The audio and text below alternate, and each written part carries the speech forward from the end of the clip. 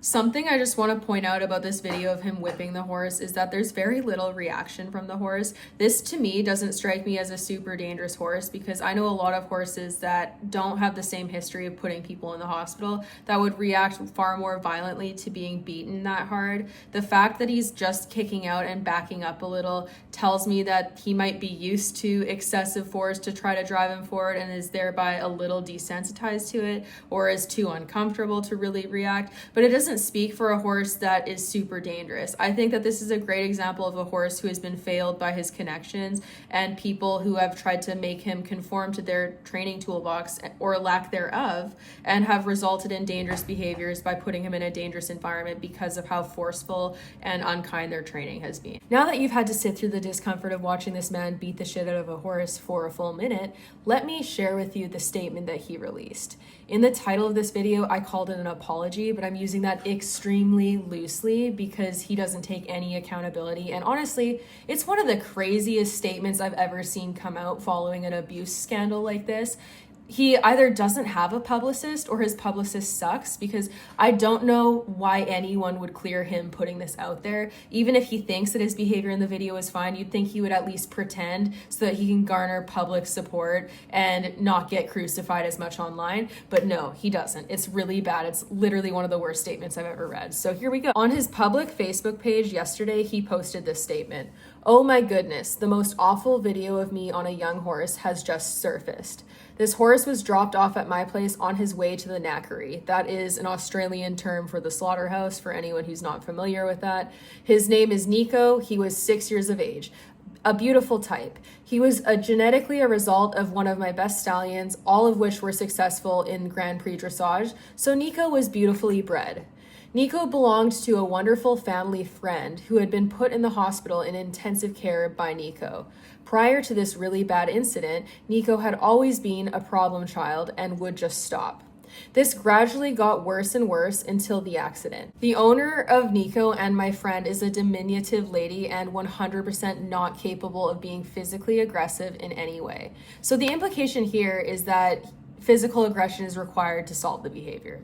Anyways, Nico, before he came to me, always had the best of the best homes. He wanted for nothing. He was in wonderful condition. He was always rugged. He had his own paddock. He was regularly ridden, and he was loved. The irony there is, like, saying he had his own paddock is implying that he had no group turnout, and always being rugged. Like, the things that he's listed off as being the best of the best care and wanting for nothing, none of those things are things that horses actually like. Saying he had his own paddock, he was always rugged, and he was regularly ridden. The only thing that horses might like is that he was loved by people, apparently. But none of those things are needed. There's nothing there that actually describes good care from the standpoint of what horses actually want. Here is the question. If a beautiful 6-year-old horse turns up at your facility and it was bred by your stallion and it belonged to a lifelong friend of yours who had been put in the hospital in intensive care by this horse, would you just send it to the knackery?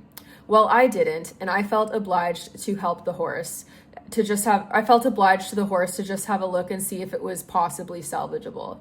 Well, did I get a shock, and so the video. I have never ridden anything like it. I am so sad that this was caught on video. If I had been thinking of myself, I would have immediately just gotten off and sent Nico to the knackery. That video was a life or death moment for Nico, and of that I was very aware. So the implication here is that he needed to ride like that in order to save the horse. I want to point out the fact that the only reason that this was a life or death moment for this horse was because of the people in his life. They would want to send him to slaughter if they could not fix him for riding. Despite the fact that by what this man is saying, this is a very nice horse. So given his breeding and the fact that he's a nice horse, I don't think there would have been any shortage of people who would have stepped up, many of which could be professional behaviorists that could handle these behavioral problems and be responsible and not be put into danger. So the only reason it was a life or death moment is because to these people, this horse had no value unless he was rideable. Heath Ryan is trying to exploit that fact to garner sympathy for his actions in that video by implying that he saved the horse by beating the shit out of it and whipping 42 times. Anyways, that video was a life or death moment for Nico, and of that I was very aware. I felt I genuinely had to try my very hardest to see if Nico would consider other options. So this right here too, if this is an Olympian's very hardest in fixing a problem horse, that is embarrassing. That is an embarrassment if that is his very hardest, because he's implying that that is the best tool he had in his training toolbox, that he had no other way of handling this. And that is absolutely insane. And it speaks for the lack of training experience and horse behavior experience Olympians actually have if he genuinely thinks that that's the best option.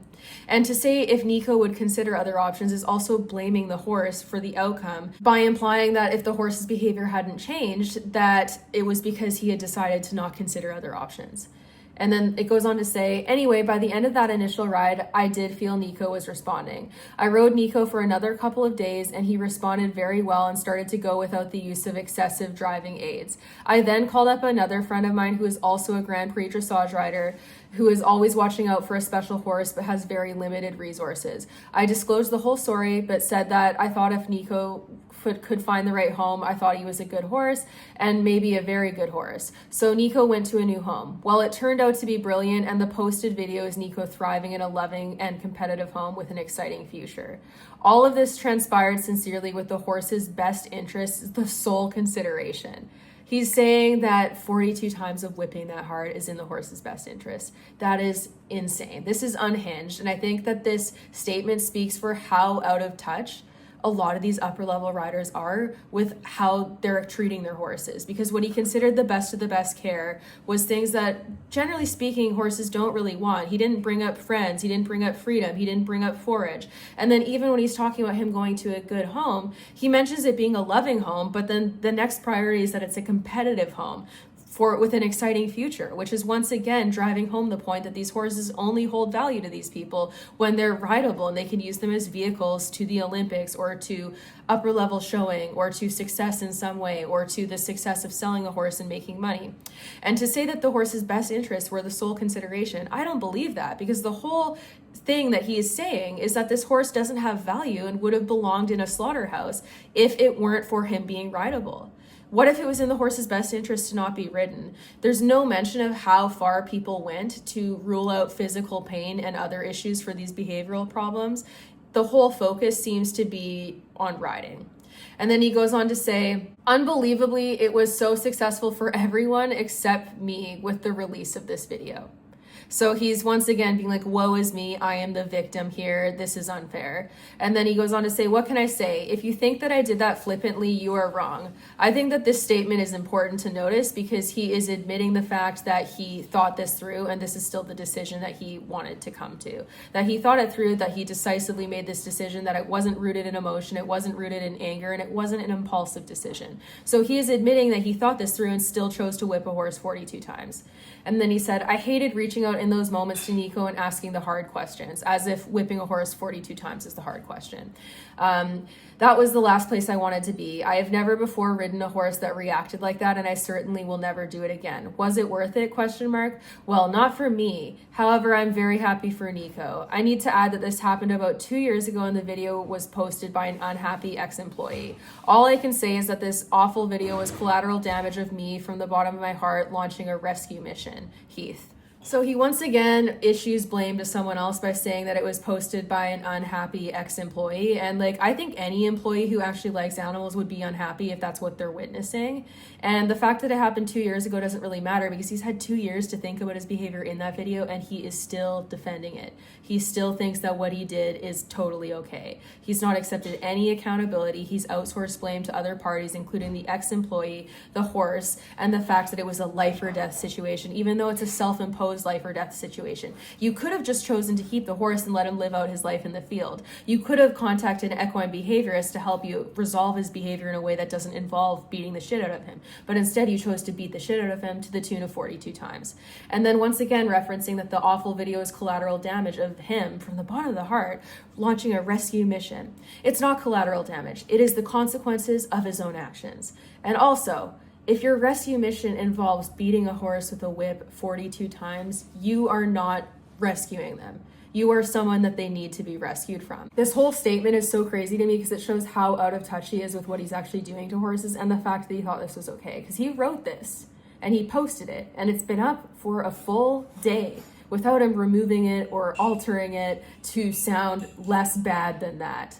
So I don't even know what to say because this is like one of the craziest responses I've seen to someone witnessing their bad actions on video and having time to reflect on it and consider if there's better ways. And he still wrote a statement that is this victimizing of himself and this narcissistic and this out of touch with his actions. He doesn't ever say that he should have reacted differently. He doesn't ever say that there would have been better options. He doesn't ever say that he regrets how he handled things. He's just the whole way through justifying his behavior and making excuses. There is absolutely no accountability involved in this statement. This is the video of the success of him in his new home, and I just want to point out that he's showing a number of stress behaviors. He's behind the vertical, there's lots of tail swishing. His ears are in a fixed position that is on the equine grimace scale and Dr. Sue Dyson's ridden pain scale, and he just all in all doesn't look very happy or comfortable. So again, using this as a success video doesn't really speak for the fact that this horse is happy or thriving in his new home. It just speaks for the fact that they were able to make him obedient. Also, the statement that this was successful, that the horse was able to be fixed, if it took being beaten with a whip that many times to fix his behavior, that's a tragedy because you achieved obedience through massive abuse. That is not a success story. That is a sign of prioritizing the use of a horse as a riding and competition horse above the actual well-being of the horse and selfishly justifying beating them in pursuit of that goal. It is a tragedy. It is not a success story. And the fact that he thinks that it is the craziest part of all of this. Like, I cannot get over the fact that he wrote that whole thing and thought it was a good idea. I can't understand how someone who's gone to the Olympics would think that that's a good idea to try to justify what they did in that video. And it just speaks for the fact that these riders are so far removed from what horses actually need and what makes horses actually happy and what actual ethics look like, that they'll justify stuff like this.